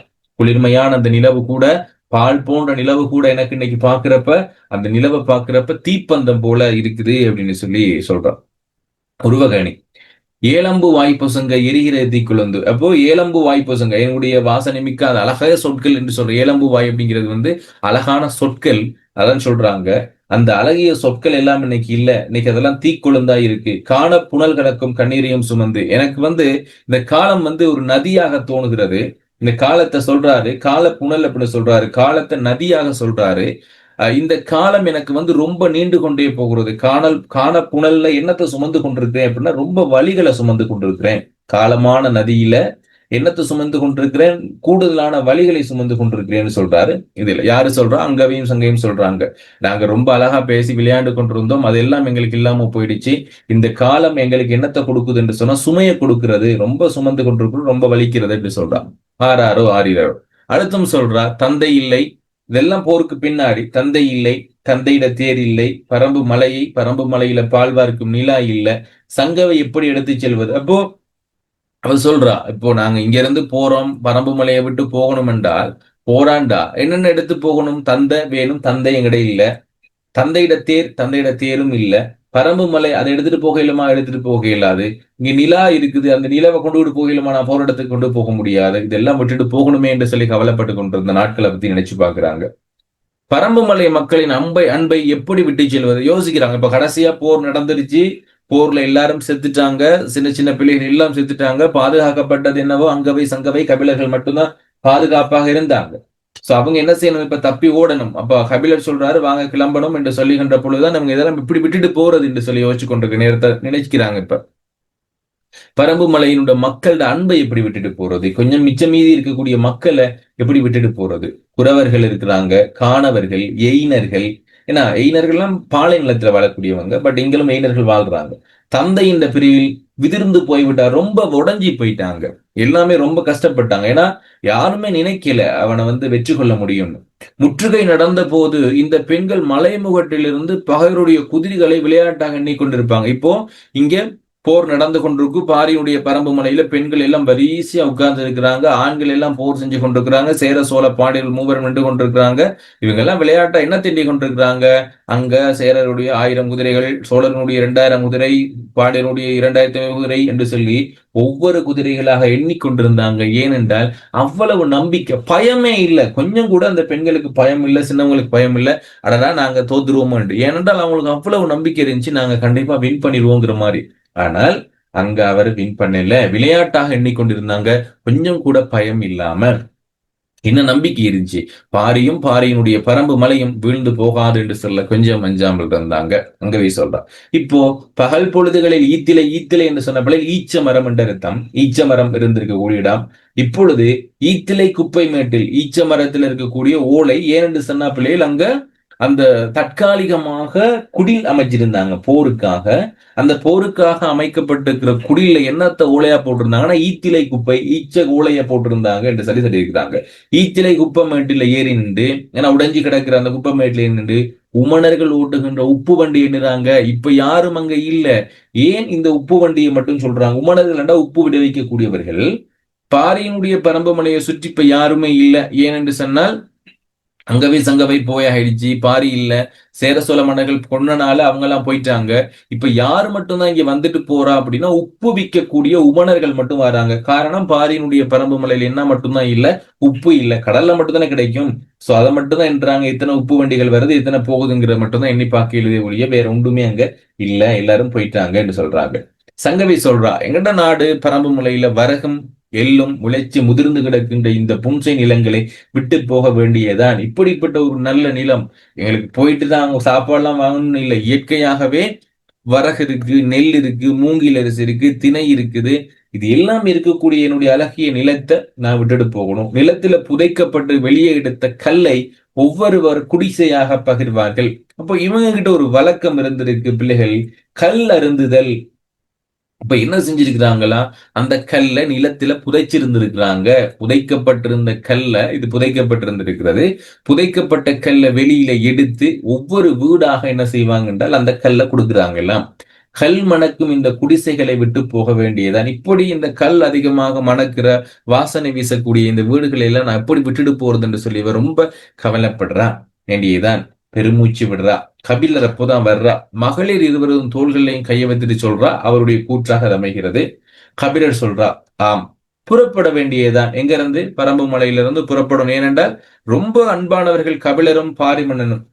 ஏன்னா இப்ப அவ்வைக்கு கிடைத்திரு பாரிக்கு கிடைச்ச இந்த நெல்லிக்கனி கதையெல்லாம் நீங்க கேட்டிருப்பீங்க. ஏன்னா அவ்வளவுக்கு பாரி, கபிலன், அவ்வை ஆகிய 3 பேரும் தோழர்கள்.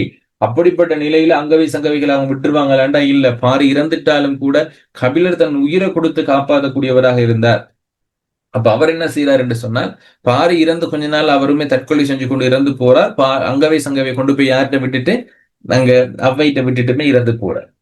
அப்போ அருவியினுடைய ஆர்ப்பரிப்பு, பறவைகளினுடைய பேச்சொலி, இலைகளின் சலசலப்பு இவற்றை காது கொடுத்து கேட்கிறாரு ரொம்ப நேரம். இப்போ இந்த மலையை பிரிவது மலையை விட கூடுதலாக கணக்கிறது. மலை எவ்வளவு பாரம் உங்களுக்கு தெரியும் பிள்ளைகள்.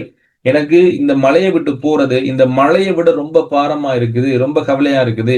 ஆனால் என் அருமை செல்வங்களே, புறப்பட வேண்டியதான். பரம்பு மலையினுடைய இனிய சுனைகளில் ஒரு முடக்கு குடியுங்கள். ஒரு முடக்குண்டா ஒரு தண்ணி கொஞ்சம் குடிச்சு கொள்ளுங்க. ஏனென்றா மறுக்க நீங்க திரும்பி வரவே முடியாது.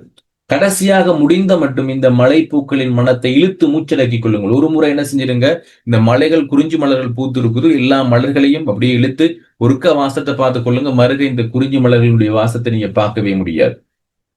கடந்த செல்கையில் காற்று வீசும், ஆனால் இந்த மலைப்பூக்களின் மனம், பறவைகளின் ஒலி ஓயாது. எங்களுக்கு என்ன செய்யாது, காத்து வரும், ஆனா இந்த மனம் வீசாது.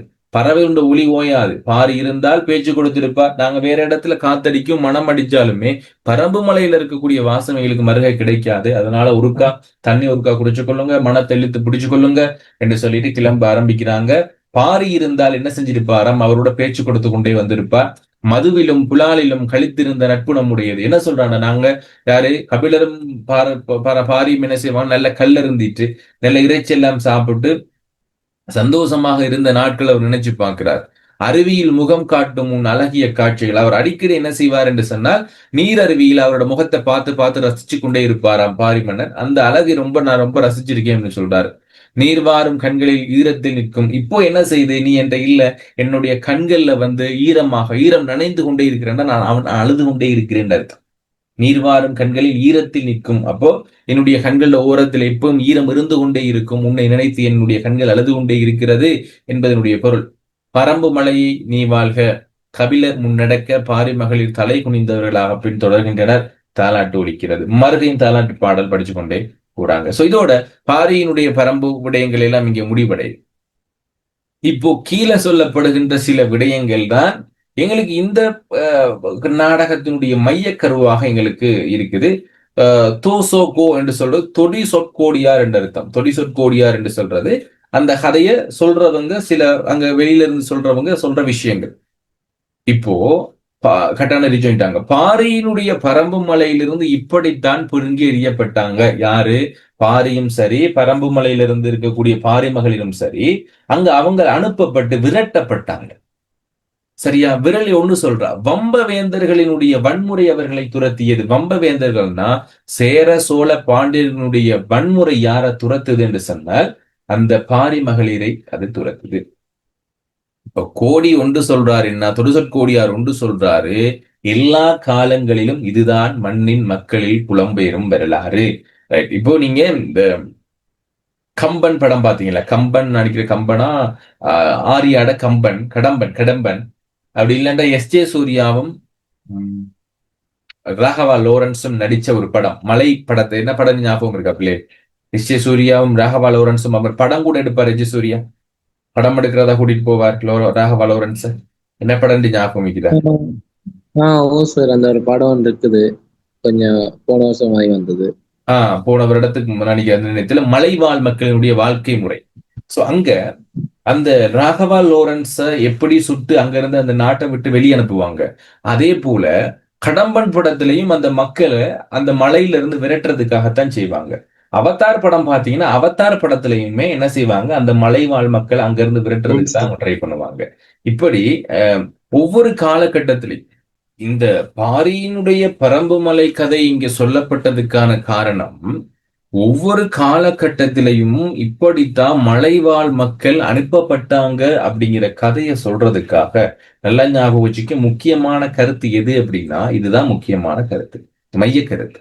எல்லா காலங்களிலும் இதுதான் மண்ணின் மக்களின் புலம்பெயரும் வரலாறு. அப்போ ஆரம்ப காலம் 2000 வருடங்களாக, 2000 வருஷத்துக்கு முன்னாடியும் சரி இப்பயும் சரி, அந்த மலையில வாழ்ற மக்களை அவங்களோட இடங்களை பிடுங்கி கொண்டு வம்ப வேந்தர்கள் என்ன செய்யறாங்க என்றால் அவங்களை அடிச்சு துரத்துறாங்க அப்படிங்கிற ஒரு செய்தியை சொல்றதுக்காகத்தான் கவிஞர் இன்குலாப் அவர்கள் அற்றை திங்கள் என்று சொல்லக்கூடிய நாடகத்தை சொல்றது போல முக்கிய கருத்தை இங்க சொல்லியிருக்கிறார். இது விளங்குனிச்சா?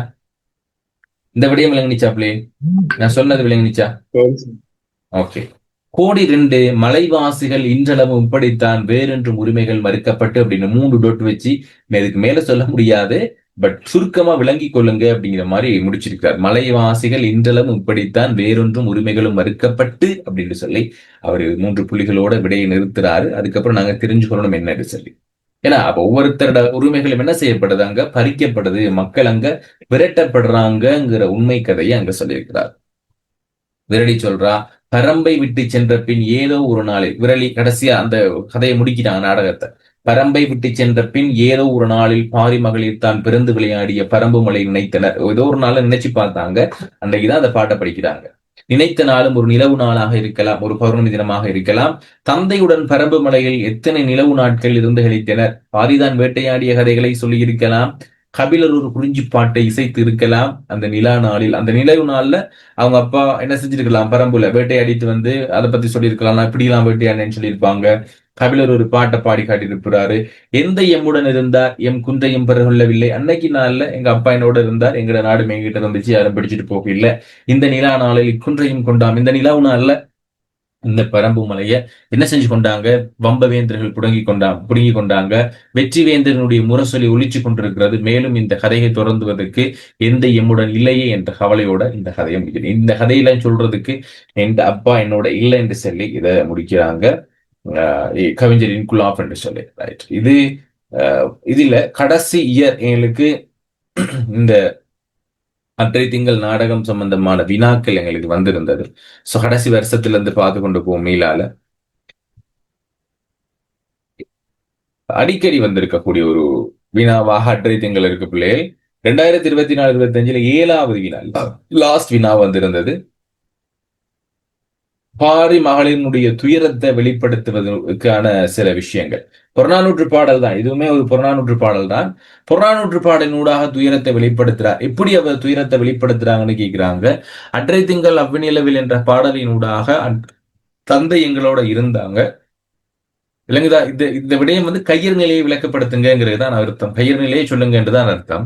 அன்றைக்கு எங்கட தந்தை எங்கட இருந்தார், பட் இன்னைக்கு எங்கட இல்ல. மலையும் எங்கிட்ட இருந்தது, பட் இன்றைக்கு இல்ல. இன்றைய எமது தந்தை இல்லை, மூவேந்தர்கள் பரம்பு மலையை கைப்பற்றி விட்டமை என்பவற்றை கூறுவதன் மூலம் துயரம் வெளிப்படுகின்றது. முதலாவது விஷயம். இரண்டாவது, நாட்டார் பாடல் மரபு ஆகியன பொருத்தமுற கையாளப்பட்டிருக்கிறது என்பதை சொல்லுங்க. இடையில நாட்டார் பாடல்கள் என்னது? அந்த பாடல் ஞாபகம் இருக்க பிள்ளைகள்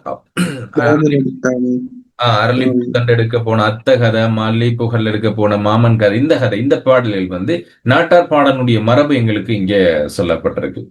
மரபு இங்கு தாலாட்டு பாடலாக காணப்பட்டிருக்கமை, தொட்டிலில் அசைந்தபடியே கதை கேட்டு மகிழ்ந்தமை, அரளிப்பூ தண்டாலை அத்த அடிச்ச கதை, மல்லிப்பூ சண்டாலை மாமன் அடிச்ச கதையை பத்தி சொல்லணும். இது பொறுத்த முறை நாங்க அந்த இடத்துக்கு சொல்லிட்டோம்டா சரி. மூன்றாவது, போரின் கொடூரத்தால் உறவுகளை இழந்தது பற்றியாக கூறுகின்ற பொழுது அந்த இதெல்லாம் தாலாட்டு பாடலாதான் தான் ஒழிக்குது. அரளிப்பூ தண்டெடுத்தல், மல்லிப்பூ. போரின் கொடுமையால் தொட்டில் வரை இரத்த வெள்ளம் என்று கொள்றப்ப, அடுத்து நிலவை ரசிக்க முடியாத தன்மை, இதெல்லாம் துயரம் வெளிப்படுகின்ற நிலை. பால்வார்த்த நிலா முகத்தில் இன்றைக்கு பறிபட்ட தீப்பந்தமா இருக்குது. நடைவண்டி, விளையாட்டுப் பொருட்கள் என்பவற்றை வைத்து விளையாடிய நினைவுகளை மீட்டி பார்த்தல், இது எல்லாமே அங்க சொல்லப்படுற துயரமான நிலையும் அதே நேரம் அந்த நாடகத்தில் இருக்கக்கூடிய நாட்டார் இலக்கிய மரபு மிக அழகாக காட்டப்பட்டது. இது 2025 போன வருடம் வந்த ஒரு வினா. 7வது வினாவா வந்திருக்குது பிள்ளைகள். இருந்தாலும் இந்த வருடம் ஒரு 2வது வினாவில் ஒரு சின்ன வினாவாக வரலாம். போன வருடம், அதுக்கு முதல் வருடம் நாங்க நினைச்சோம் இந்த வருடம் அற்றை திங்கள் வராது என்று சொல்லி நினைச்சு கொண்டிருக்கேன். அதுக்கு முதல் வருடம் வந்துச்சு தானே, 2024 வந்திருக்கு, 25 வந்திருக்கு. நான் நினைச்சது வந்து அற்றை திங்கள் வராதுண்டா நான் கடைசியில போட்டாங்க. அப்போ நீங்க நினைச்சிடக்கூடாது போன வருஷம் 2 வருஷம் வந்திருக்கு தானே போராது என்று சொல்லி. கண்டிப்பா அப்படி எல்லாம் இல்ல. ஒருவேளை போட்டாலும் போட்டு விட்டுருவாங்க, நாங்க படிச்சுட்டு வந்து வரமாட்டோம் என்று சொல்லி. அப்ப 24 வந்தவினா, பாரி இருந்த காலத்திலும் இறந்த காலத்திலும் பரம்புமலை மக்களினுடைய மனநிலை எப்படி இருந்தது? கவலையற்ற வாழ்வு எப்ப இருந்தப்போ, போர் முற்றுகை நடந்த பொழுது மலைவாழ் மக்கள் பகருடைய குதிரைகளை விளையாட்டாக எண்ணிக்கொண்டிருந்தாங்க. போர்ல அவன் தோக்க மாட்டான், பரம்புமலை வீழாது என்று அசையாத நம்பிக்கை இருந்தது. கல்ல குடிச்சு சந்தோஷமா இருந்தாங்க. பாரியை இழந்த பிறகு என்ன செய்யறாங்கன்னு சொல்லி பாருங்க. இழந்த காலத்துல பாரி நிலப்பில் மக்கள் கையர் நிலையினுடைய இருத்தல் விதிர்ந்து போயிருந்தாங்கன்னு சொல்லுவாங்க. வருகை கிடைக்க மாட்டாங்கன்னு சொல்லி. குறவர், காணவர், எயினர் முதலானோர்கள் அவங்க ரொம்ப கஷ்டப்பட்டிருந்தாங்க.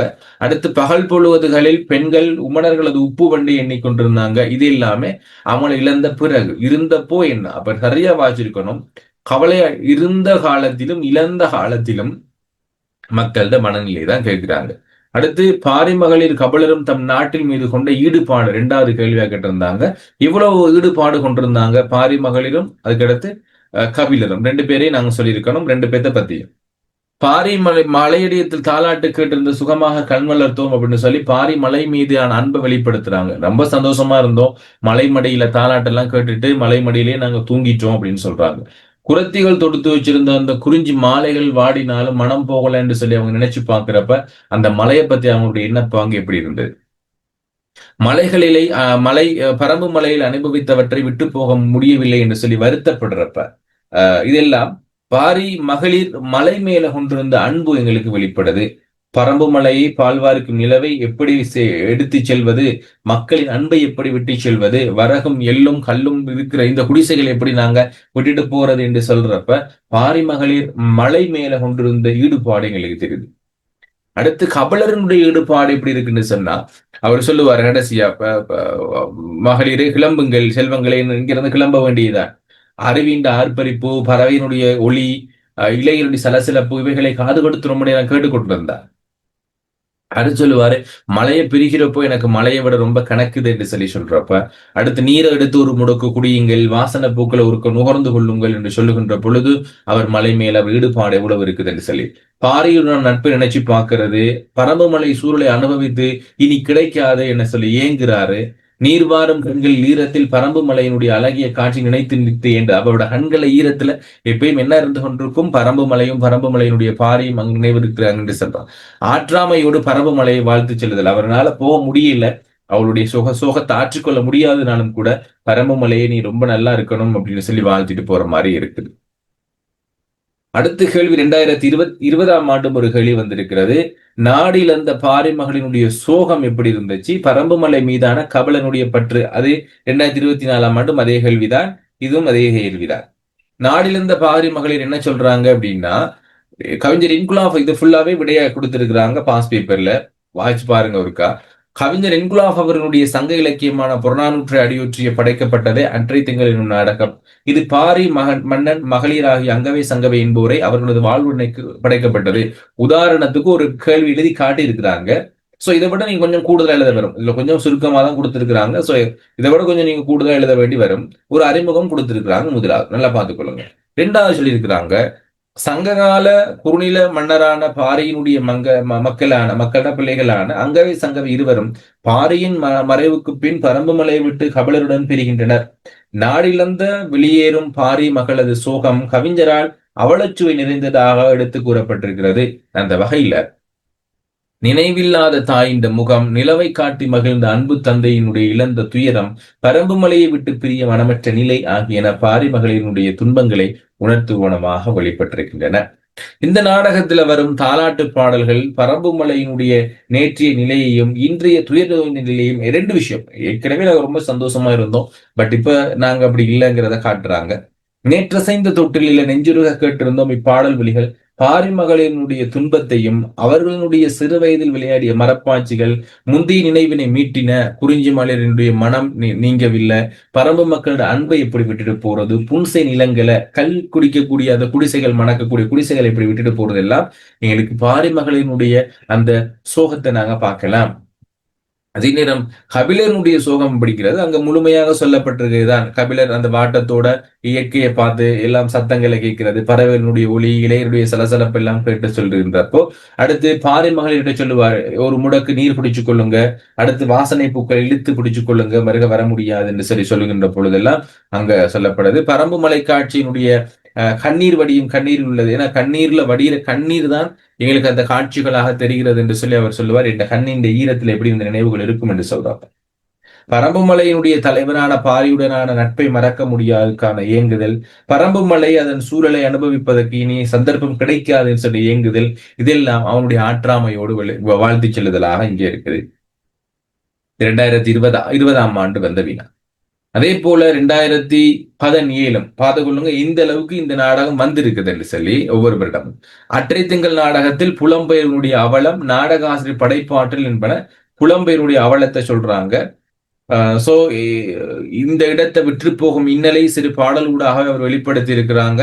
பாரியினுடைய அந்த அற்றை திங்கள் அவ்வநிலவில் என்ற பாடலூடாக பாரியனுடைய பரம்பு மலையை விட்டு புலம்பெயர்கின்ற சூழலை ஏற்படுத்துறது. அவர்கள் கபிலரோட மலையை விட்டு போறப்போ ரொம்ப கணக்குது அப்படின்னு, மலையை விட இந்த போகின்ற அந்த விடயம் எனக்கு ரொம்ப கணக்குதுன்னு சொல்றப்ப, இனிய நூரை ஒரு சொட்டு குடிச்சு கொள்ளுங்க, மனத்தை இழுத்து பிடிச்சு கொள்ளுங்க என்று சொல்றப்ப எல்லாம் அதே விடயங்கள் தான் பிள்ளைகள் மருக வந்து கொண்டே இருக்கும். அதே விடயங்கள் தான். சோ இதெல்லாம் எங்களுக்கு அவங்ககிட்ட இருக்கக்கூடிய அவல நிலை, மலையை விட்டு பிற அவல நிலை கேட்டப்பட்டிருக்கு. தாலாட்டு பாடல் மூலமாக, அது அரளிப்பூ தண்டெடுக்க போன கதை அந்த பாடல் மூலமாகவும், அங்கவை சங்கவை சொல்ற சில கருத்துக்கள் மூலமாகவும் அவருடைய அவல நிலை சொல்லப்பட்டிருக்கு. அழகான நடைவண்டி, அசைந்தாடும் கிளிகிழிப்பு எல்லாம் இல்லை இப்போ அப்படின்னு சொல்றப்ப, நாம் ரசித்து வாழ்ந்த பரம்புமலையினுடைய பாரியவர்கள் நிலவை எவ்வாறு எடுத்து செல்வது என்று சொல்லி கேட்கிறப்ப, வீட்டை எப்படி விட்டுட்டு போறது, அங்க இருக்கக்கூடிய மக்கள் எப்படி விட்டுட்டு போறது என்று சொல்லி சொல்றப்ப அவங்களுடைய அவலநிலை வேதனை வந்து தென்படுகிறது. கபிலர் மலையினுடைய முகடுகளை, மலைச்சாரலையும் காடுகளையும் பார்த்து ரொம்ப கவலைப்படுறார். சுனை நீரை பருகுங்கள் என்றெல்லாம் சொல்றதெல்லாம் அவல நிலை எங்களுக்கு தென்படுது. ஆகவே புலம்பெயருடைய அவலம் எங்களுக்கு இதுல தென்படுகிறது.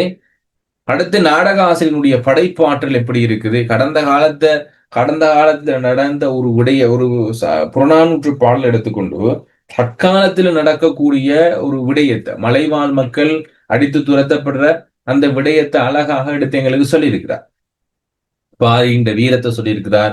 பாரியும் பாரி மகளிரும் கபிலரும் எவ்வளவுக்கு நாட்டுப்பற்று இருந்தது, ஏன்னா நாட்டு சிறப்பு என்பவற்றை மிக அழகாக எங்களுக்கு எடுத்து சொல்லியிருக்கிறாங்க. பிரிவு ஆகிய வடிவங்கள், கவிதைகள், உரைநடை, சித்தரிப்பு என்பன ரொம்ப அழகாக இங்கே படைக்கப்பட்டிருக்கிறதாக நாங்க பார்க்கலாம். அடுத்து கதையை நகர்த்துவதற்கு மாநில வாழ்வில் ஏற்படக்கூடிய உணர்வுகளை, கவலை, விரக்தி, துன்பம், வெறுப்பு, எதிர்பார்ப்பு என்ற எல்லா விடயங்களையும் இங்கே அவர் எனக்கு சொல்லி காட்டியிருக்காரு என்று சொல்லி இதில் முடிக்கலாம். 2017ஆம் ஆண்டு வந்த வினா. சோ அதுக்கு முன்னாடி பார்ப்போம். அதுக்கு முன்னாடி வரல. சோ அதுக்கு முன்னாடி வந்த வினாக்கள் இதெல்லாம் போட்டிருக்கிறது எல்லாமே இதுவரைக்கும் நாங்க பார்த்த அந்த வினாக்கள் தான் பிள்ளைகள். இதுவரைக்கும் நாங்க ரிவிஷன் பண்ண வினாக்கள் தான். அறிமுகம் கொடுத்திருக்கிறேன். அங்கவை சங்கவை அவர் தந்தையினுடைய பாரின் மீது கொண்ட பாசம் எப்படி இருக்கிறது, அது பாரி மகளிர் உரையாடல் மூலம் வெளிப்படுத்துறது. அவ என்ன சொல்றாங்க, புறா குஞ்சுகள் மாதிரி வளர்த்தார், அம்மா அம்மா எங்களுக்கு இல்ல, அப்பாதான் எங்களுக்கு நிலாவை தான் அம்மா என்று சொல்லி காட்டியிருந்தார், பாரியும் இல்ல, அவரோட தேரும் இல்ல, பரம்புமலையும் இல்லை என்று சொல்லி அவங்க உரையாடலாக இருந்தது.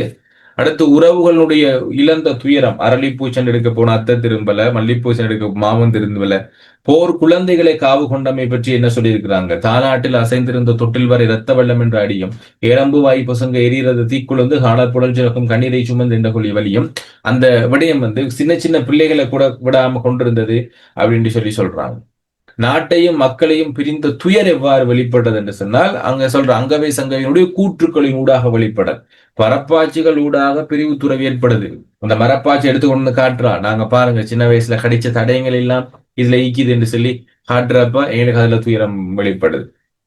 நாட்டை விட்டு செல்றதை நினைச்சு வருந்துறது, அங்க இருக்கக்கூடிய மக்களை விட்டு போறப்ப, கல்மணக்கும் குடிசைகளை விட்டு போறப்ப, புன்சை நிலங்களை விட்டு போறப்ப அந்த பிரிவு துயரங்களுக்கு ரொம்ப அழகாக காட்டுது. கபிலனுடைய கூற்று ஊடாகவும், கபிலர் சொல்லுகின்ற அந்த கூற்று, ஒரு சுனையில இருக்கக்கூடிய நீர்களை எடுத்து ஒரு முடக்கு குடி, இந்த மனங்கள்ல பூக்களினுடைய மனங்களை ஒரு எடுத்து மூச்சடக்கி கொள்ளுங்க, மருக வர முடியாது, பறவையினுடைய ஒளியும் மனமும் ஓயாது இருக்கிறது, மருக நாங்க என்னதான் பறவை ஒளியை கேட்டாலும் இந்த மலைகள் இருக்கக்கூடிய ஒளிகளை மருக என்ன செய்யல, அது கேட்க இயலாது என்று சொல்றப்போ எங்களுக்கு அது மிக அழகாக தென்படுகிறது. பாரி மீது மக்கள் கொண்டிருந்த நம்பிக்கை, ஏன்னா முற்றுகை நடந்த போது பாரி மகளிர் அந்த மலையில இருந்து கொண்டு முற்றுகையில குதிரைகளை எண்ணிக்கொண்டிருந்தாங்க. ஆனா இப்போ என்ன செய்யறாங்க, உப்பு வண்டி எண்ணிக்கொண்டிருக்கிறாங்க. அவ்வளவு நம்பிக்கை அன்றைக்கு அந்த பாரி மேலை பரம்பும் வீழ்ந்து போகாது என்று சொல்லி. பாரியினுடைய வீரச்சிறப்பு எப்படி வெளிப்பட்டதுன்னா, அட்ரேசன்களுடைய நாடகத்தினூடாக பாரியினுடைய வீரச்சிறப்பு. ஏன்னா வென்றேறி முரசின் வேந்தரம் கொன்று கொண்டார், எப்படி கொன்றாங்க அப்படின்னா சூழ்ச்சியில வெற்றி கொண்டாங்களே ஒழிய அவங்களால நேரடியாக அவனோட போர் செஞ்சு பெற்றுக்கொள்ள முடியலை என்பது அவருடைய கருத்தாக இருக்கிறது. ரைட், இவ்வளவுதான் எங்களுக்கு இந்த பகுதி தேவைன்னு சொன்னால் வினாக்களை கொஞ்சம் வாய்ச்சி கொள்ளுங்க. பெரிய வினாவாக வராது, இரண்டாவது வினாவில் இருக்கக்கூடிய ஏதாவது ஒரு சுருக்க வினாக்களுக்கு தான் இது உங்களுக்கு வரக்கூடியதாக இருக்கும்.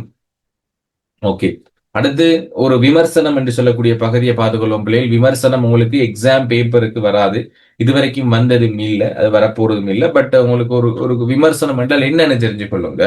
ஒரு கலை, இலக்கியம், ஓவியம், இசை, திரைப்படம் சம்பந்தமாக அதனுடைய நன்மை தீமைகள், அதனுடைய ஏற்றத்தாழ்வுகளை ஏன்னா சொல்றதுதான் இந்த விமர்சனம் என்று சொல்றது. ஏன்னா அங்க இருக்கக்கூடிய கதாபாத்திரமா இருக்கட்டும், அது ஒன்றை பற்றியோ ஒரு பொருள் பற்றியோ ஒரு இலக்கிய விடயம் பற்றியோ அதனுடைய நன்மை தீமைகள் எடுத்துரைக்கிறது தான் நாங்க விமர்சனம் அல்லது விமரிசனம் என்று சொல்லுவோம். சரியான வேர்டு விமரிசனம் என்று சொல்றது. சோ அப்படிப்பட்ட இந்த விமர்சனம் பல வகைப்படும். கலை சார்ந்தது, சமூக விமர்சனம், சமூகம் அரசியல் சார்ந்த, பொருளாதாரம் சார்ந்த, கலாச்சாரம் சார்ந்த நன்மை தீமைகள். இன்னைக்கு திரைப்படம் சார்ந்த விமர்சனம் இன்னைக்கு பெருசா போய் கொண்டிருக்கு. சமூக ஊடகங்கள் இன்னைக்கு எடுத்து பாத்தீங்கன்னா வடிவேல் என்னமோ சொல்லிட்டாரு போல இருக்கு. பாத்தீங்களா பிள்ளைகள், விமர்சனம் பண்றவங்களுக்கு யூடியூபர்ஸ்க்கு பாத்தீங்களோ தெரியல, வடிவேல் சொல்லியிருக்கிறாரு, எங்களோட திரைப்படங்கள் எல்லாம் இன்னைக்கு அழிஞ்சு போறதுக்கு காரணம் யூடியூபர்ஸ் 10 பேர் இருக்கிறாங்க, ப்ளூ சட்டை மாறன் அப்படின்ற இருக்கிறார்ல, அவங்களோட அந்த 10 பேர் தான் காரணமா இருக்கிறாங்க, எங்களோட படம் எல்லாம் லாஸ்ட்ல போய் கொண்டிருக்கு, உங்களோட விமர்சனம் நாள் சொல்லி போட்டதுனால இன்னைக்கு பெரிய குழப்பம் எல்லாம் போகுது. சோ விமர்சனத்துறை என்று சொல்ற ஒரு துறை இன்னைக்கு வளர்ச்சி பெற்று வர துறையாக இருக்கிறது. அதுவும் திரைப்பட உலகத்துல. இலக்கியம் சார்ந்த இதெல்லாம் இல்லை, இப்போ திரைப்படம் சார்ந்த இன்னைக்கு நாங்க விமர்சனம் பார்த்துட்டு வரோம். அரசியல் விமர்சனங்கள் பார்க்கிறோம், ஒரு சில இடத்துல அரசியல் சார்ந்த விமர்சனங்கள் சொல்றாங்க. தனிப்பட்ட விமர்சனம், உங்களை பத்தி யாராவது கேட்டா சொல்றோம் இல்ல, சோ அவரை பத்தி சொல்லுங்கப்பா, அவர் நல்லவரா கெட்டவரா, அவரை பத்தி நீங்க ஒருத்தரை பத்தி நீங்க சொல்றீங்க என்று சொன்னா அது விமர்சனம் தான் பிள்ளைகள். அல்லது ஒரு விடயத்தை பத்தி கேட்கிறாங்க, அதை பத்தி கொஞ்சம் சொல்லுங்க, அது நன்மை தீமைகளை சொல்லுங்க, அது விமர்சனம் தான். சோ அப்படி ஒன்றன் விடயத்தை பத்தி நாங்க நல்லா தெரிஞ்ச பிறகு அதை பற்றி நல்லா புரிஞ்சு கொண்டு மற்றவர்களுக்கு எடுத்துரைக்கிற விடயத்தை நாங்க விமர்சனம் என்று சொல்லுவோம். படைப்பினை பற்றி நன்கு அறிந்த பின்பு விமர்சனம் செய்யணும். படைப்பினுடைய சமூக அரசியல் கால பண்பாடுகளை நாங்க விளங்கி இருக்கணும். அடுத்து படைப்பு தற்கால, இப்ப படம் இன்னைக்கு ஒரு திரைப்படம் எடுக்கப்படுதுண்டா, எடுக்கப்பட்ட திரைப்படம் சிறப்பாக இருக்கிறதா, தற்கால சூழலுக்கு அது ஏற்றதாக இருக்கிறதா, அந்த படத்தினால நல்ல விடயங்களை மக்கள் பெற்றுக்கொள்ள முடியுமா, அதுல பாடல்கள் எப்படி இருக்கு, ஃபைட் சீன் எப்படி இருக்குன்னு சொல்லி சகலத்தையும் அங்க வர்ணிப்பாங்க. அதே மாதிரி அந்த படத்துல நன்மைகள் என்ன இருக்கு என்பதை சொல்லிடுவாங்க, என்ன நன்மைகள் இருக்குது, ரெண்டாவது என்ன தீமைகள் இருக்குது, என்னென்னத்தை மாத்தி இருக்கலாம் அப்படின்னு சொல்லி அவங்க எதிர்பார்க்கிறத சொல்லுவாங்க. இது வந்து அந்த விமர்சனமாக இருக்கும். அது இலக்கியத்துக்கும் சரி, திரைப்படத்துக்கும் சரி, தனிப்பட்ட நபருக்கும் சரி, எல்லாத்துக்கும் பொருத்த முடியதாக இருக்கும். படைப்பினுடைய நிறை குறைகளை தகுந்த முறையில் முன்வைத்தல், படைப்பினுடைய இன, மத, மொழி, சாதி அடிப்படையில சாடாம இருக்கணும்.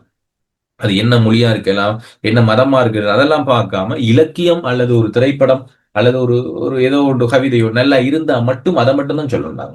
படைப்பையோ படைப்பாலேயோ தாழ்த்தி கருத்துக்களை முன்வைக்காது இருத்தல். எப்பயுமே நாங்க ஒரு படைப்பை சொல்றப்ப தாழ்த்தி சொல்லக்கூடாது. ரொம்பவுமே தாழ்த்தி சொல்லாம அதுல இருக்கக்கூடிய உண்மைத்தன்மையை மட்டும் நாங்க எடுத்துரைச்சோம் என்று சொன்னால் அது ஒரு சிறந்த விமர்சனமாக இருக்கும். சோ விமர்சனத்துல முதலாவது நாங்க சொல்லிட வேண்டிய விஷயம், அது நீங்க திரைப்பட விமர்சனமா இருக்கலாம், எதை பார்த்தாலும் மையக்கருத்து சொல்லிடுவாங்க. திரைப்படம் எடுத்துட்டாங்கன்னா அந்த திரைப்படத்துல என்ன மையக்கருத்து, ரைட்டப்பா இந்த படத்துல இந்த சீன் தான் சொல்ல போறாங்க, இந்த படம் இதை பத்தி தான் சொல்லுது அப்படிங்கிற மாதிரி அவங்க சொல்லிடுவாங்க. பாத்திர படைப்புகளை பத்தி சொல்லுவாங்க. ஒரு திரைப்படத்தை சொல்றேன் உங்களுக்கு, எதிர்காலம் அதுதான் பிள்ளைகள். இலக்கியத்தை பத்தி நீங்க ஒன்னும் யோசிக்க தேவையில்லை. எதிர்காலம் இலக்கிய விமர்சனம் இருக்காது. பெரும்பாலும் திரைப்பட விமர்சனம் ஆகுனீங்க என்று சொன்னால் நாங்க இதெல்லாம் கண்டிப்பா தேவை. பாத்திர படைப்பு, அதுல ஹீரோடைய சீன் எப்படி இருக்கிறது, ஹீரோ எப்படிப்பட்டவர், அவர் யாரு, என்னவா நடிச்சிருக்கிறாரு, வில்லன் என்றால் அந்த வில்லன் யாரு, என்னத்துக்காக நடிச்சிருக்காரு, அவரோட நடிப்பு எப்படி இருக்கிறது என்று சொல்லி சொல்லுவாங்க.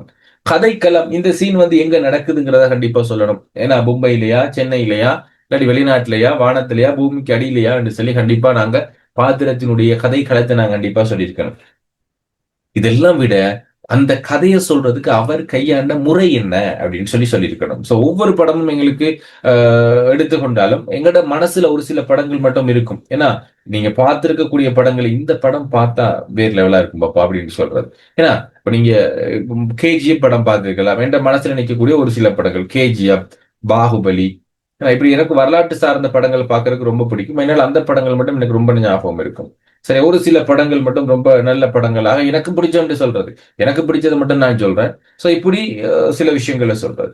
ஒரு சில நனவோடை முறையை கையாண்டு இருப்பாங்க சார். பிளாஷ்பேக்க சொல்றது, நனவோடை முறை, ஏற்கனவே நடந்த விடயத்தை சொல்லி பார்க்கிறது, பின்னால் நடக்க விருப்புறத முன்கூட்டியே குறிப்பால் சொல்றது.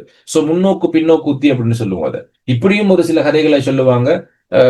ஒரு சில படங்கள்ல நடக்கிற சம்பவத்தை அப்படியே 6 மாதங்களுக்கு முன் அப்படின்னு சொல்லி போட்டுட்டு அப்படின்னு சொல்லுவாங்க கதைகளை. இப்படியான இருக்கிறது. மொழிநடை, சாதாரண மொழிநடை. இப்ப சினிமாவா எடுத்துட்டோம் அப்படின்னா சாதாரணமான பேச்சு வழக்கு மொழிநடை தான் பயன்படுத்தணும். செய்யுள் வழக்கு மொழிநடையில இன்னைக்கு யாரும் பாக்குறது இல்ல. யாராவது இன்னைக்கு செய்யுள் வழக்குல, செந்தமிழ் வழக்குல யாரும் படம் போட்டா யாரும் போவீங்களா பிள்ளை? யாரும் போய் பாப்பீங்களா? செந்தமிழ் மொழியில போறது குறைஞ்சிருக்கும். என்ன போறது குறைஞ்சிருக்கும். சோ என்னமோ ஒரு படம் வந்துச்சு, செம்மொழியில ஒரு படம் ஒன்று வந்துச்சு பிள்ளைகள். ஆதி தமிழர்கள் பேசின தமிழ் பேசி படம் ஒன்று எடுத்தாங்க. பட் அந்த படம் மோடல என்னன்னா மக்களுக்கு விளங்கல, படம் என்ன நடக்குது என்று சொல்லி விளங்காதனால அத அவங்க படத்தை பார்க்கல. Right, okay. அப்ப இங்க ஒரு மாதிரி விமர்சனம் கொடுத்திருக்கிறேன். ஒருக்க வாசி பாருங்க. அதுல மார்க்ஸும் கொடுப்பாங்க. இன்றைக்கான வகுப்பை நாங்கள் இதோட முடிச்சுக்கொள்ளும் பிள்ளை. ஸோ விமர்சனம் பெரும்பாலும் ஏதாவது யூடியூப் எதுவும் ஸ்டார்ட் பண்றீங்கன்னா அதுக்காக வச்சுக்கொள்ளுங்க. எக்ஸாம்ல பெருசா விமர்சனங்கள் வரப்போறது இல்லை. ஏனென்றால் இப்போ நான் ஏன் இதெல்லாம் பெயிண்ட் பண்றதுன்னா கிளாஸ்ல வந்து தனித்தனியா படிப்பிப்பேன் பிள்ளைகள், இதெல்லாம் டைம் எடுத்து படிப்பிப்பேன். பட் எங்களுக்கான டைம் போதாது. இப்போ நீங்க எக்ஸாமுக்கு என்ன படிக்கணுங்கிறத மட்டும் தெரிஞ்சுட்டு போகணும். ஸோ நல்லா படிச்சுக்கிட்டு போனா பிள்ளைகள் எக்ஸாம்ல பாஸ் பண்ணிடலாமா இல்லையா? நல்லா படிச்சுட்டு போயிட்டு இருந்தா எக்ஸாம்ல பாஸ் பண்ணிடலாமா? எல்லாம் ஃபுல்லா படிச்சிருக்கீங்க, எக்ஸாம்ல பாஸ் பண்ணிடலாமா? சொல்லுங்க பாப்போம். எல்லாம் நல்லா கிளியரா படிச்சிருந்தா பாஸ் பண்ணிடலாமா? ஏ ரிசல்ட்ஸ் எடுத்துடலாமா? நல்லா யோசிச்சுக்கொள்ளுங்க. எவ்வளவு எடுத்தோங்கிறதெல்லாம் முக்கியம் இல்ல பிள்ளைகள். நாங்க எக்ஸாம் பேப்பர்ல எவ்வளவு கொடுத்தோங்கிறதா முக்கியம். நாங்க நல்லா படிச்சிருப்போம். நல்லா படிச்சிருக்க பிள்ளைகளால கூட எடுக்க முடியாது. நல்லா யோசிச்சு கொள்ளுங்க. நல்லா கிளியரா இருக்கேன் சார், நல்லா ஃபுல்லாவே தரவா இருக்கேன்னா கூட நாங்க இல்ல. அதான சொல்லுவோம், அடிக்கடி சொல்றது. எவ்வளவு எடுத்துக்கொண்டோங்கிறது முக்கியம் இல்ல, எக்ஸாம் பேப்பர்ல எவ்வளவு கொடுத்தோங்கிறதா முக்கியம். அதனால பிராக்டிஸ்ங்கிறது ரொம்ப ரொம்ப முக்கியம் பிள்ளைகள். நாங்க நல்லா படிச்சிருப்போம், நல்லா தரவா இருப்போம். பிராக்டிஸ் பண்ணாம நீங்க ஒண்ணுமே செய்ய இயலாது. ஒரு 2-3 பேப்பரை சரி கண்டிப்பா செஞ்சு பாருங்க. எந்த பாடத்துக்கு மட்டும் இல்ல, மொத்தமா எல்லா பாடத்துக்கும். இப்பதான் நீங்க ஒரு ஃபர்ஸ்ட் எக்ஸாம வந்து இது பண்றீங்க, ஒரு ஸ்காலர்ஷிப் செஞ்சிருப்பீங்க. அது உங்களுக்கு என்ன வந்து ஞாபகமே இருக்காது. அது எப்படி செஞ்சீங்கன்னே ஞாபகம் இருக்காது. முதல்ல தேசிய ரீதியில ஒரு எக்ஸாம வந்து நீங்க இது பண்ற, இதுதான் முதல் முறை. அப்போ அது கொஞ்சம் வித்தியாசமா இருக்கணும். விளங்குனுச்சா? ஏனைய மாணவர்கள் எப்படி இருக்கிறாங்கங்கிறத யோசிச்சு பாருங்க. அவங்க எல்லா பாடத்துக்கும் பாஸ் பேப்பரை தான் பார்ப்பாங்க. பாஸ் பேப்பரை விட ஒரு பெரிய கைடு வந்து வேற யாருமே இல்ல. இப்ப பாஸ் பேப்பர் வினாக்களை செஞ்சு பாருங்க.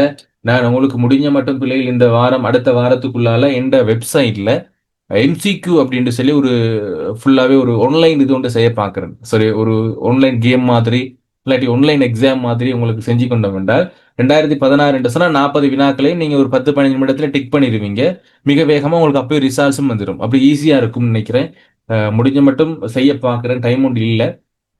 முடிஞ்ச அந்த மாதிரி செஞ்சுட்டேன்டா நீங்க கொஞ்சம் ட்ரை பண்ணி பாருங்க.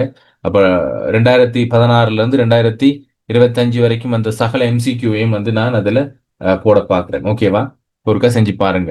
ஓகே பிள்ளைகள், அப்போ நாங்க நாளைக்கான கிளாஸ்ல ஜாயின் பண்ணலாம். நாளைக்கு மகாபாரத பகுதி ஆரம்பம். கொஞ்சம் 2 பகுதி 2 நாளைக்கும் அடுத்த வாரமும் பார்த்து கொள்ளலாம். ஓகே பிள்ளைகள், குட் நைட். நாளைக்கு கிளாஸ் ஜாயின் பண்ணுங்க. நாளைக்கு என்ன நாளைக்கு மகாபாரதமும் நாளைக்கு மகாபாரதம் மட்டும்தான் பிள்ளைகள் பார்ப்போம். முடிஞ்ச மட்டும் நாளைக்கு மகாபாரதம் ஃபுல்லா முடிச்சு கொள்ளுவோம். அப்போ எங்களுக்கு அடுத்த நாள் வந்து மகாபாரதம் பார்க்கறதுக்கான தேவை இருக்காது. அப்போ அந்த டைம்ல மகாபாரதத்துக்கான வினாவிடையையும் சுருக்கம், அதுக்கடுத்து சுருக்கம் பகுதியை கொஞ்சம் நம்ம கூடுதலா பார்ப்போம். சரியா? சுருக்கத்தையும் ஏனைய ஏதாவது பகுதிகள் கொஞ்சம் பார்ப்போம். டைம் மிச்சப்படுத்தினா அந்த பகுதி கொஞ்சம் நம்ம பார்க்கலாம். ஓகேப்பா. ஓகே, குட் நைட் பிள்ளை. பாய்.